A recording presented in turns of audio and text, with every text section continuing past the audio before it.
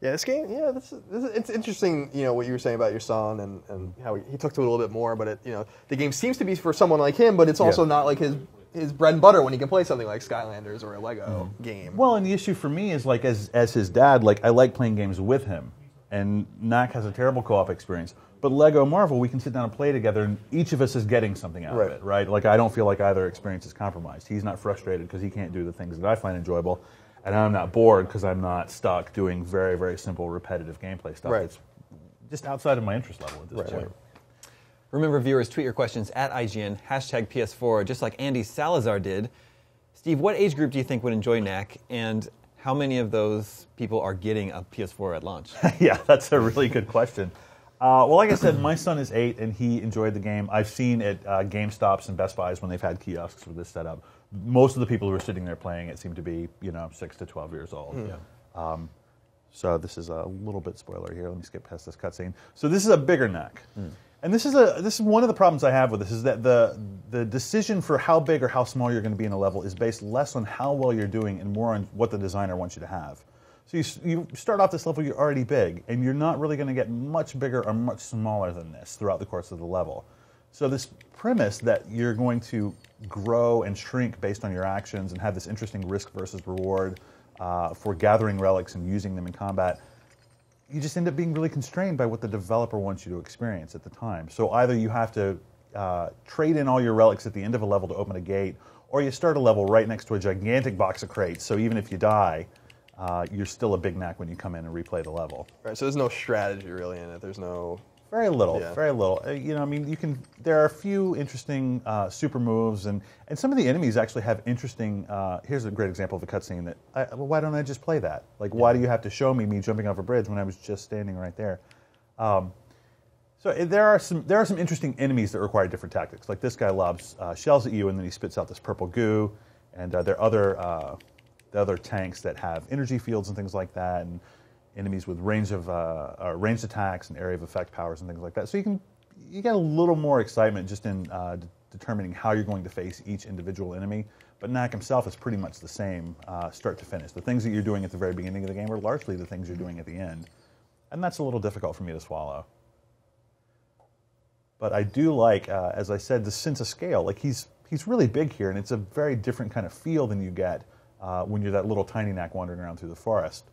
But he looks kind of like a Muppet to me, right? Like I'm not really sure what to make of the tone of this game because he's super serious and his lines are always very serious and he's got this super deep voice, but he clearly looks like a comical character, and there's just no charm or humor in the dialogue or the story. Yeah, the character design is very interesting to me actually. Like, when I was in Japan, they showed off at the Studio Japan, that the Sony-owned studio that made the game, was showing off some of the other designs, like older designs for Knack, and it seemed like there was no right or wrong answer for them because it wasn't. Right. It's not like it's not like Ratchet and Clank where they're working off each other or something like that. Right. It's not. The character's interesting. I'm wondering like how people are going to relate to him as opposed to the characters around him. And if they've been pretty clear that they would like to make this a series if it does well. And so like, who will Knack always be the character with these human characters with him, or like I'm wondering where it can go. Like what it doesn't have that same like.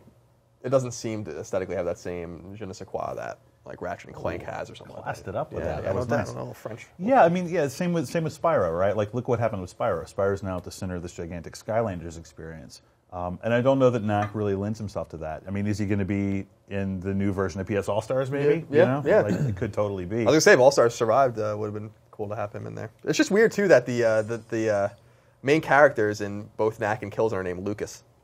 Is that right? Yeah. I didn't know that.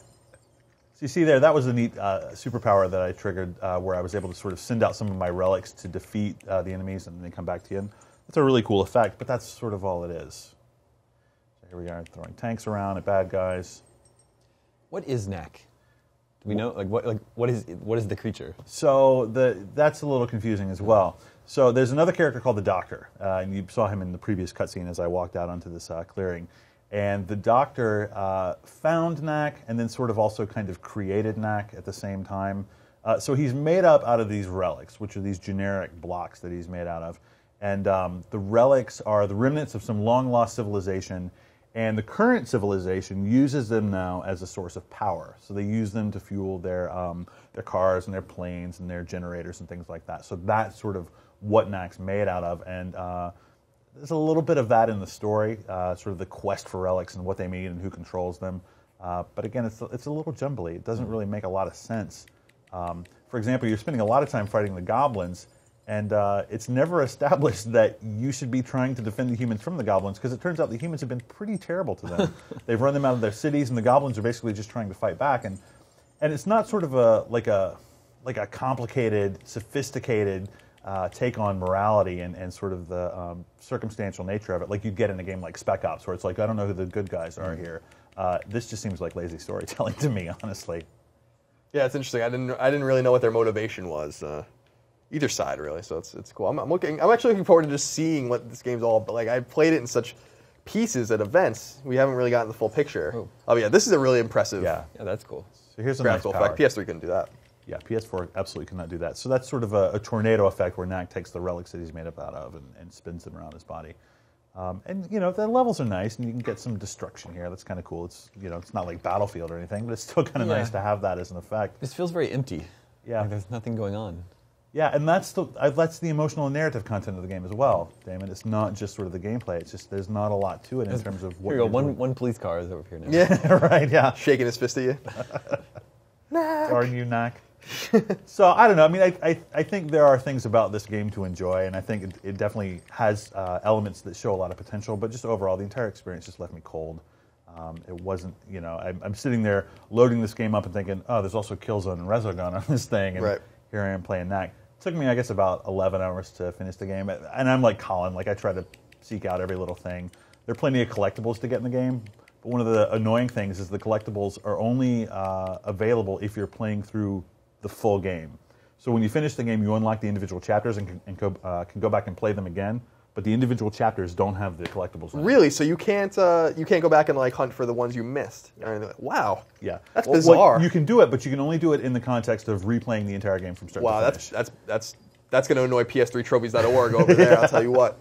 They're not going to be feeling that too much. Yeah, and this game does have a number of easy to get trophies fairly early on. I loaded up this game on your debug, Colin, which we're playing it on right now, and immediately I got like 4 or 5 trophies right away. We haven't seen any in this current playthrough we're doing, but they're pretty easy to get. Right on, yeah. One of the cool things that they showed, and I'm not sure how much we really got to mess with this too much, was some of the collectibles you find, you can actually interact with people on PlayStation Network, right, and like swap out collectibles that you find with things your friends found, right? Yeah, that's right. So if you we haven't had a chance to do that yet because the service is obviously not completely live and in the wild yet. But if you unlock certain things, you are able to trade them with your friends. So if you're not able to get certain collectibles, you don't necessarily have to go back and play through the whole game. It seems. So that might be their way around it. Yeah. I don't know. That's still interesting. Yeah. Let me show. Do we have time for one more level here? Of course. I show one more.